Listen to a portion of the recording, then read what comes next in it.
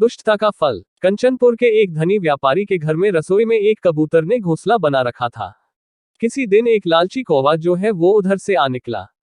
वहां मछली को देखकर उसके मुंह में पानी आ गया। तब उसके मन में विचार आया कि मुझे इस रसोघर में घुसना चाहिए, लेकिन कैसे घुसूं ये सोचकर वो परेशान था। तभी उसकी नजर वो कबूतरों के घोंसले पर पड़ी। उसने सोचा कि मैं अगर कबूतर से दोस्ती कर लूं तो शायद मेरी बात बन जाए।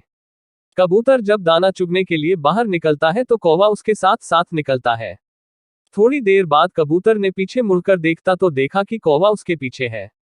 इस पर कबूतर ने कौवे से कहा, भाई तुम मेरे पीछे क्यों हो? इस पर कौवे ने कबूतर से कहा कि तुम मुझे अच्छे लगते हो, इसलिए मैं तुमसे दोस्ती करना चाहता हूं।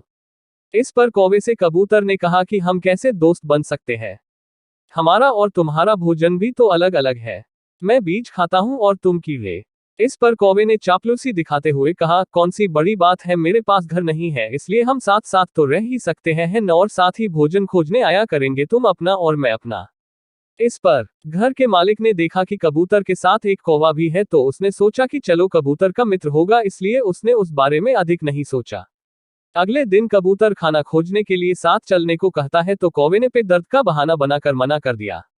इस पर कबूतर अकेला ही चला गया, क्योंकि कौवे ने घर के मालिक को ये कहते हुए सुना था नौकर को कि आज कुछ मेहमान आ रहे हैं, इसलिए तुम मछली बना लेना।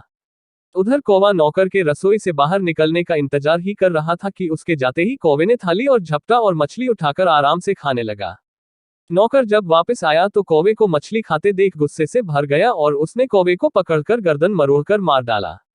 जब शाम में कबूतर वापस आया तो उसने कौवे की हालत देखी तो सारी बात समझ गया। इसलिए कहा गया है, दुष्ट प्रकृति के प्राणी को उसके किए की सजा अवश्य मिलती है।